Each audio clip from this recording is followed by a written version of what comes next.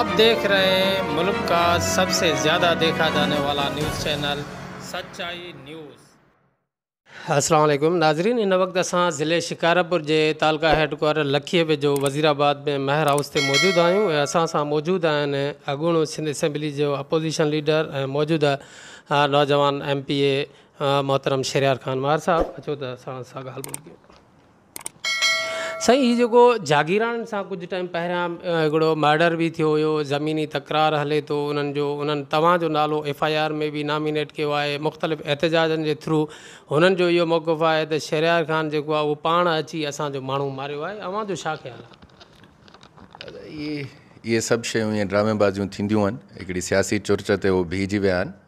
ऐं ॻाल्हि इहा त असांजे वॾनि जी ज़मीन आहे, मां वापसि वरिती आहे, इन्हनि जागीराणियुनि जी सलाह सां वरिती आहे, इन्हनि असांखे वठराई आहे। राइकीअ जो राइट मां हुननि खे हाणे बि ॾियां पियो, राइकी कयो हे कयो, पर हुननि खे शौक़ु हो हिते झेड़ा करण जो ऐं हिकिड़े सियासी पोयों टेक वठण जो। हाणे हे उन ते चढ़ी बीठा आहिनि, हर ॻाल्हि खुटी वई, को अहिड़ो इशू कोन हुयो। अॻे FIR इहे कूड़ियूं FIR थींदियूं रहंदियूं आहिनि, अॻे बि थियूं आहिनि। माण्हू मारण में को असांजो वास्तो आहे न, असांखे ख़बर आहे हिन जे बारे में तफ़सील। पंहिंजा के इशूज़ आहिनि जेके ॿुधूं था की 11-12 जा जिन में इहो थियो आहे वाक़ियो, पाण FIR में नालो ॾियनि, अला मालिक आहे, इहे शयूं थींदियूं आहिनि। हिन वक़्तु इहो इशू किथे पए थो? आहे ॿुधण में आयो त तव्हांजो फ़ैसिलो बि रखियलु हुयो सरदार मंज़ूर ख़ान वटि। इहे ग़लति ॻाल्हियूं था करनि, कोई फ़ैसिलो न रखियलु हो। मां वियो हुउमि हिननि जे सरदार ॾे, मीर आबिद ख़ान सुंदराणीअ ॾे, त बाबा हिन जो फ़ैसिलो कयो हली, ज़मीन जो इशू आहे, अगरि तव्हां सम्झो था मंज़ूर ख़ान वटि कयो। इहा मां हुननि खे रिक्वेस्ट कई, हुन फ़ैसिले खां जवाबु ॾिनो, हुन जो त फ़ैसिलो करण जी कोई एॾो मसइलो आहे कोन, पाण में भाइ रहूं, हल ॿुधायो। मां चई हल इहो आहे त ज़मीन असां वरिती आहे, जाइज़ी वरिती आहे, पंहिंजे वॾनि जी वरिती आहे। चई ठीकु आहे, मां चवां थो, तव्हां राइकी न खसियो, न रोंबी करनि। उनखां पोइ हुन ॾों का वर्दी न आई, न हुननि रोंबी शुरू कई, पोइ इहे झेड़े में अची विया ऐं पोइ इहे वञी ॻाल्हियूं थियूं। अच्छा, इहो जेको आहे हिन वक़्तु इन जो अव्हां जे नज़र में बहितर सल्यूशन छा आहे हिन मसइले? हिन मसइले जो त ॾिसो न, मसइलो त बेसिकली हुयो ई कोन, आहे ई कोन। ज़मीन आहे, मुंहिंजे वॾनि जी ज़मीन आहे, देह वज़ीराबाद में आहे, असांजे वॾनि हिननि खे रहाक करे विहारियो हुयो हिते। हिननि जी पंहिंजी हिकु जुरेब बि ज़मीन न हुई, जेके मिलियनि ज़मीन उहे बि रिज़्यूम कराए असांजे वॾनि वठी ॾिननि, कराए ॾिनो, हिननि खे खणतियूं कराए ॾिनो। उहे पाण बि हिननि जा पोयां वॾा जेके माण्हू मौजूदु आहिनि उहे मञींदा हिन ॻाल्हि खे। हाणे हल इहो ई आहे त असांखे पंहिंजी ज़मीन आहे, असां आबादी कयूं, राइकी करणु था घुरनि, मूंखे हाणे बि एतिराज़ न आहे, बाक़ी राइकी करनि भले। जेको हेॾो सारो हिननि स्टेप वरितो, उनजी आख़िर छा वजह थी सघे थी? केरु माण्हू थी सघनि था जिन? मां ॿुधायोमांव, हिते घणियूं सियासी मुखालफ़तूं बि आहिनि, ईअं मुखालफ़तूं बि आहिनि, उहे मुखालिफ़ माण्हू उन्हनि खे खयूं बीठा आहिनि, उन्हनि जी पुलिस में वधीक हलंदी आहे। ऐं पाण वटि शिकारपुर ज़िले में त तव्हां पुलिसिंग ॾिसो था पाण ई, त इन जे करे सियासी इहो जेको मसइलो आहे हिन वक़्तु जियूं जो तूं ई पियो आहे, मतिलबु ईअं ई सम्झूं था?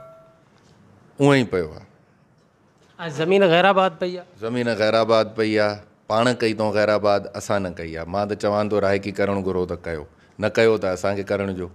न त सुवाल इहो थो पैदा थिए त अगरि ज़मीन अव्हांजी आहे, अव्हांजे खाते आहे, त ग़ैराबाद छो पई आहे? अव्हां आबाद करायो? आबाद असां इन करे नथा कयूं जो असां हिते पंहिंजो न को अहिड़ो ॾाढ या एरिया में नथा शो करणु घुरूं। पुलिस अची उते वेठी आहे जेका आबादीअ खां ॿिन्ही धुरनि खे झले वेठी आहे। त को कोर्ट वग़ैरह जो मैटर आहे छा? कोर्ट जो त को मैटर न आहे, कोर्ट मां त हुननि जो केस डिसमिस थी वियो। कोर्ट में विया हुया त हिननि ग़लति विकी आहे, पर उहो केस ख़तमु थी वियो अथनि। इहो असल में ॿेट आहे छा? इहो दरियानि में ॿेट थींदा आहिनि, समुंडनि में ॿेट थींदा आहिनि, या ॿिन्ही में थींदा आहिनि? इन जी इफ़ादियत छा आहे? इहो ॿेट जेको आहे कहिड़े कमु ईंदा आहिनि? ॾिसो, ॿेट चयो वेंदो आहे उन ज़मीन खे जंहिंजे चारई पासनि ॾांहुं पाणी हुजे। समुंड में बि थी थो सघे ॿेट, दरिया में बि थी थो सघे, पर जेके मशहूरु वॾा ॿेट आहिनि या जज़ीरा जंहिंखे चइजे, उहे समुंड वारा सॾराईंदा आहिनि। दरियानि में नॉर्मली नंढा हूंदा आहिनि। इन्हनि ॿेटनि जी सॼी दुनिया में यूटिलाइज़ेशन आहे ॾाढी घणी। जीअं मां तव्हांखे मिसाल ॾियां मालदीव्स जो, मालदीव्स जेको आहे उहो सॼो मुल्क मुश्तमिल आहे 1200 ॿेटनि ते। हुननि जो एयरपोर्ट हिकिड़ो ॿेट आहे, समुंड जे विच में आहे। हुननि जो हिकिड़ो ॿेट हुननि जो गादीअ जो हंधु आहे, हिकिड़ो ॿेट हुननि जो ऑफिसिस ठहियल आहिनि, हिकिड़े ॿेट ते टूरिज़म आहे, होटल ठहियल आहिनि। ईअं मुख़्तलिफ़, पर 1150 माना 1200 जे क़रीब आइलैंड्स आहिनि, ॿेट आहिनि। उहो सॼो मुल्क मुश्तमिल उन्हनि ते आहे। त उन्हनि मां घणा फ़ाइदा थी था सघनि। तव्हां उते आबादियूं करे था सघो, तव्हां उते टूरिज़म जे हिसाब सां करे था सघो, तव्हां उते नओं शहर ॿधी था सघो। अच्छा, अचूं हिन ॻाल्हि ते, सिंध वारे ॿेटनि ते। ॾिसो, हे ॿेट होली सोली सिंध जा आहिनि, सिंध जी प्रॉपर्टी आहे, इन ते को बहस ई न आहे। ऐं इन्हनि ते राइट बि 100% सिंध जो आहे, सिंधियुनि जो आहे, इन ते को बहस न आहे या ॿी का इन ते राय न आहे। इहो चवण जे बावजूदि मां इहो ज़रूरु चवंदुमि त फेडरल गवर्नमेंट असांजी गवर्नमेंट आहे न, मुल्क जी गवर्नमेंट आहे। ठीकु आहे, कंहिंखे इमरान ख़ान नथो वणे, कंहिंखे ज़रदारी साहिबु नथो वणे, कंहिंखे नवाज़ शरीफ़ नथो वणे, पर वक़्त जी हुकूमत हिन वक़्तु आहे फेडरल इमरान ख़ान जी आहे। उन्हनि हिकिड़ो इंट्रस्ट शो कयो आहे त असां हिननि खे डेवलप कयूं। जीअं हुननि इंट्रस्ट शो कयो, इहो ई सिचुएशन 2007 में बि थी। 2007 में जनरल मुशर्रफ साहिबु चाहियो त इन्हनि खे असां यूटिलाइज़ कयूं, ऐं इहे ॿेट तॾहिं बि मलिक रियाज़ हिकिड़ी का मुंहिंजे ख़्याल में फ्रेंच कंपनी, उहा बि वठी आयो, ऐं तॾहिं बि हिकिड़ो इन्हनि जो कॉन्ट्रैक्ट बि साइन थियो। उन ते सिंध जा माण्हू असां सभिनी ऑब्जेक्शन रेज़ कईसीं, त उन्हनि चयो त एॾी डिटेल में वञो ई न, उन्हनि उनखे इशू ई किल करे छॾियो, ख़तमु करे छॾियो। हाणे फेडरल गवर्नमेंट थी चाहे त असां इन्हनि खे डेवलप कयूं। मां ॾिसो, सिंध गवर्नमेंट मां त का उमेदु आहे कोन न। जेके हिकिड़ो नओं शहर इन्हनि ऐलान कयो, ज़ुल्फ़काराबाद, अॼु कंहिं पुछे थो त उन्हनि जो छा कयो आहे? 8-10 साल थी विया आहिनि, तव्हां खां पुराणो शहर सिधो नथो थिए, तव्हां खां नओं शहर ठहे कोन थो, तव्हां क्लेम था कयो त असां हे बि कंदासीं।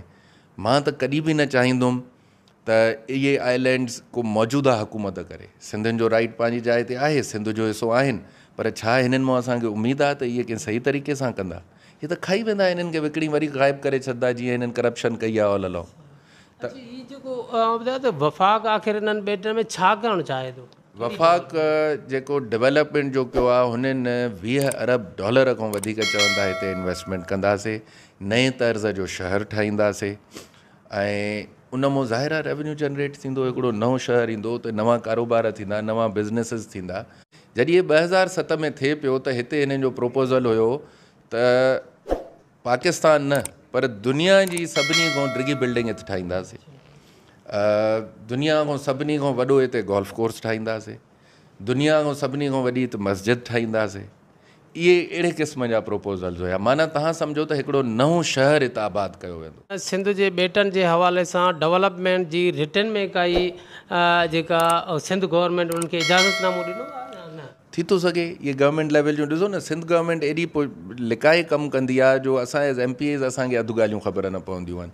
सेशन सॾींदा आहिनि, हिकिड़ो चोराणे नमूने में सॾींदा आहिनि। हिकिड़ी शइ जेका ट्रांसपेरेंसी हुजणु घुरिजे, हिन जे कंहिं कम में ट्रांसपेरेंसी न हूंदी आहे, त असांखे न हिननि ते भरोसो आहे, न असां को वेरिफिकेशन आई आहे अहिड़ी त उहा असली आहे या न आहे। सिंध गवर्नमेंट खे उन्हनि सां ॻाल्हाइणु घुरिजे त इहे भले डेवलप फेडरल गवर्नमेंट करे, पर 100% उनजो फ़ाइदो जेको निकिरे, इन टर्म्स ऑफ रेवेन्यू हुजे, in terms of provision of jobs हुजे, इन टर्म्स ऑफ टैक्सिस हुजे, जहिड़े बि क़िस्म जी शइ थिए, उहो फ़ाइदो जेको आहे उहो सिंध गवर्नमेंट सिंध खे मिले। इन इक़्तिदार में बि अवां कुझु टाइम रहिया आहियो, अपोज़िशन जो वक़्तु जेको गुज़रियो आहे उहो कीअं मतिलबु तव्हांखे लॻो? अपोज़िशन जो वक़्तु हिकिड़ी तरह सां ॾाढी ॾुखियाई थींदी आहे, जो एडमिनिस्ट्रेशन ऐं इहे शयूं गवर्नमेंट जे हुन में हूंदियूं आहिनि, ऐं तव्हां भले कुझु अचीव बि करे अचो। ॿियो हिते जेका सोच रही आहे असां वटि ख़ासि करे सिंध में, त अपोज़िशन ॾांहुं या मुख़ालिफ़ माण्हू ॾांहुं, सियासी मुख़ालिफ़ ॾांहुं का शइ मूव थिए, भले उहा सुठी हुजे, सही हुजे, उनखे क़बूल नाहे करिणो। त इन जे करे इलाइक़ो सफ़र करे थो, असांजे इलाइक़े खे हिन ॾाढो सफ़र करायो आहे पोयनि 12-14 सालनि में। ख़ासि करे मां चवंदुमि असांजे तालीमी इदारनि खे, मां 2011 खां कोशिशि में आहियां सिर्फ़ु 10 पंहिंजा प्राइमरी स्कूल रिपेयर कराइण जे, त उहे अञा ताणी मां रिपेयर न कराए सघियो आहियां। अच्छा, त इन सूरत हाल खे मद्देनज़र रखंदे अगरि अव्हां जो बिरादर आरिफ़ ख़ान महर पीपल्स पार्टी में वञण जी ख़्वाहिश रखे थो अगरि, त उनखे तव्हां कहिड़े इन में मूड में ॾिसंदा? मां त हिनजे फ़ैसिले खे ख़ुशाइनि चाहींदुमि। ॾिसो, असां वटि पॉलिटिकल डिसीशन्स बाबा जन मौजूदु आहिनि, उहे वठंदा आहिनि पंहिंजा, ऐं असां सभु उनखे फॉलो कंदा आहियूं सियासी डिसीशन खे। पर अगरि उहो सम्झे थो त उते बहितर सियासी माहौल आहे, उते सियासी आहे, त बाय ऑल मीन्स वञे, असांजी सियासत सां वास्तो न रहंदुसि। हीअ जेको हिन वक़्तु जेका डिस्ट्रिक्ट शिकारपुर जी मौजूदा सियासी जेका ॾिसूं था सिचुएशन, उन में जेको कुझु ॿुधण में अचे थो त जतोई ॿाहिरि बि पीपल्स पार्टी में वञण जे लाइ तयारु आहिनि, ऐं मुंहिंजे ख़्याल में मां हिन कुझु क़रीब वक़्त में वेंदा। डिस्ट्रिक्ट शिकारपुर में सभई पार्टियूं सभई अथॉरिटीज़ मतिलबु जेके मेन आहिनि पावर शो कंदड़ माण्हू इहे सभई पीपल्स पार्टी में वेंदा। पोइ तव्हां अकेला जेके आहिनि कीअं पूरे डिस्ट्रिक्ट में अपोज़िशन खे मुंहुं ॾींदव हिनखे? हाणे बि त असां अकेला ई वेठा आहियूं। जतोई साहिब आहिनि, मूंखे त ज़ाहिर कोन्हे न अपोज़िशन में हिन वक़्तु, ऐं ॿियो को आहे कोन। असां हाणे बि अकेला आहियूं ऐं पहिरियों बि ॾींदा आया आहियूं मुंहुं, ईअं ई हलंदासीं। असांजो पंहिंजो हिकिड़ो ओपिनियन आहे, व्यू आहे, सोच आहे, असां हुनखे बरक़रार रखंदासीं। माण्हू त असां सां बीठा आहिनि, अॼु बि इलेक्शन्स जो खटूं था, हेॾे अचूं था, त माण्हुनि खे असां वारी पॉलिसी बहितर थी लॻे त असां हिन पंहिंजी पॉलिसीअ ते हलंदासीं पिया। हीअ जेको हिन वक़्तु जेका मौजूदा सिचुएशन आहे, इन में महांगाई इंतिहाई अरूज ते आहे। माण्हुनि जूं मतियूं मुंझी वियूं आहिनि। तमामु ग़रीब तबिको जेको आहे इंतिहाई परेशानी जे हाल में आहे। अवां उनजे तरफ़ जेको आहे कोई मूंखे नथो लॻे त को अपोज़िशन में बि कोई स्टैंड हिकिड़ो मरबूत ऐं मज़बूत इहो वरितोसीं। असां स्टैंड इन ते वरितोसीं। ॾिसो, फेडरल गवर्नमेंट जी नियत ते असांखे शक न आहे एज़ कंपेयर टू पुराणा हुकुमरान या पुराणियूं गवर्नमेंट्स, पर हुननि जी कारकर्दगी ऐं कम ते असांखे क्वेश्चन्स आहिनि, जेके असां रेज़ बि कंदा रहिया आहियूं, ॿुधाईंदा बि रहिया आहियूं। असां इन हद ताणी ॿुधायोसीं PTI जी गवर्नमेंट खे त तव्हांजे तर्ज़ हुकूमत में ऐं नवाज़ शरीफ़ जे हुकूमत में सिंध सां जहिड़ो तरीक़ो रवैयो उहो ई रवैयो आहे। हिन वक़्तु को फ़र्क़ु असांखे नथो नज़र अचे। जीअं नवाज़ शरीफ़ गवर्नमेंट फेडरल गवर्नमेंट त हुयसि, पर सिंध खे रहमो करम ते छॾे ॾिनो ऐं पीपल्स पार्टीअ जी गवर्नमेंट ते त जीअं उहे करनि। हिन वक़्तु बि असांखे फेडरल गवर्नमेंट जो इहो ई एटीट्यूड थो नज़र अचे। नवाज़ शरीफ़ साहिब जो बि कराचीअ खां ॿाहिरि इंट्रस्ट न हुयो सिंध में, ईअं ई थो लॻे त इमरान ख़ान जो बि कराचीअ खां ॿाहिरि इंट्रस्ट कान्हे सिंध। हाणे हिन वक़्तु कराचीअ खां अॻिते हिननि वटि को माण्हू कान्हे जेको हिननि खे को सलाह ॾेई सघे या ॿुधी सघनि कंहिंजी। वरी को सलाह ॾियनि थो त उनजी ॿुधण लाइ बि चवनि तयारु न आहिनि। त एज़ ए अवां फंक्शनल लीग या GDA अवां उन जा कोलेशन में वेठा आहियो, अगरि त तव्हां बि त इन्हनि पॉलिसीज़ जा भाङे भाई वारा आहियो न, जेका हिन वक़्तु इफेक्ट जेको बि सिंध ते पए थो त अवां बि त उन जा ज़िम्मेवार आहियो। बिल्कुलु आहियूं, बिल्कुलु आहियूं, पर उनजो इहो मतिलबु न हूंदो आहे त हिकिड़ी ग़लतीअ ते माण्हू चए त मिसाल ॾियां तव्हांखे, मां सुबुह ऐलान कयां त बाबा मां छॾियां थो, मां नथो बीह सघां हिन सां, छा फ़र्क़ु पवंदो कंहिं ते? हिकिड़ी इज्तिमाही तौर ते हिकिड़ो अवां जो जेको फ़ैसिलो हूंदो उहो पॉज़िटिव त हूंदो माण्हुनि जे ज़हननि में? पॉज़िटिव हूंदो, पर माण्हुनि खे त अञा नुक़सान में विझंदासीं न। प्रोविंशियल गवर्नमेंट सां बि न ठहियल हुजऊं। मुंहिंजे तक खे डेवलपमेंट 2014 खां पोइ मिलणु बंदि थी वई, असांखे न मिलंदी आहे एज़ MPA। MNA जी डेवलपमेंट मिलंदी आहे, जेका अॼु बि ॾिसो तव्हां कहिड़ी बि जाइ ते वञो कंहिंजो कमु नथो हले। हिन वक़्तु प्रोविंशियल गवर्नमेंट जो कोई कमु नथो हले शिकारपुर ज़िले में, लोकल गवर्नमेंट जो कोई कमु नथो हले, फेडरल गवर्नमेंट जो हले थो, असांजी मार्फत हले थो। त तव्हांजी अगरि इहा मर्ज़ी आहे त इहो बि बंदि कराए छॾियऊं त उहा बि ॻाल्हि आहे। अच्छा, हीअ जेको अवां जेको बिरादर अवां जो जेको बिरादर आहे मोहतरम आरिफ़ ख़ान मार, उन हवाले सां अवां चयो त जेकॾहिं उहे पीपल्स पार्टी में वञनि था त असांखे कोई एतिराज़ु न हूंदो, ऐं जेकॾहिं उहे पीपल्स पार्टी में वञनि था ऐं पीपल्स पार्टी उनखे अवां जे ई तक ते अवां जे अगेंस्ट में कैंडिडेट बीहारे थी, तव्हांखे कीअं लॻंदो? सुठो न लॻंदो, छो बि ॿाहिरि हिक ॿिए जी मुखालफ़त कयूं, ऐं अलाह ख़ैरु कंदो। इहे ॻाल्हियूं मीडिया जी हद ताणी आहिनि। पर जेकॾहिं कुझु माण्हू चवनि था त जेकॾहिं अपोज़िशन में बीहनि था, पीपल्स पार्टी जो कैंडिडेट बीहे थो, आरिफ़ ख़ान ऐं उहा GDA जा था इंडिपेंडेंट बीहे था, खटे केर बि आख़िर सीट त घर में ईंदी न। मां उहो ई थो चवां त इहा त हिकिड़ी अकुलमंदी वारी ॻाल्हि आहे, पर ॻाल्हि इहा जो तव्हां थोरी देरि पियो त जतोई साहिब वञनि था पीपल्स पार्टीअ में, इहा सीट त जतोई साहिबनि ॾे वेंदी न, या कंहिंखे कंहिंखे एडजस्ट कंदा शिकारपुर में। आरिफ़ ख़ान बि हिन सीट ते बीहंदो, जतोई बि हिन सीट ते बीहंदा, मां बि हिन सीट ते बीहंदुमि। मां नथो सम्झां इहे डूएबल शयूं आहिनि। हा, वॾी महिरबानी अवां जी, अवां असांखे पंहिंजो कीमती टाइम ॾिनो। खैर नाज़रीन, मज़ीद ख़बरें और अपडेट्स के लिए देखते रहिए सच्चाई न्यूज़। आप हमारी खबरें किसी भी वक्त YouTube, ट्विटर और फेसबुक पेज पर सच्चाई न्यूज़ स्पेल है SACHAI स्पेस NEWS लिखने के बाद सर्च करके देख सकते हैं।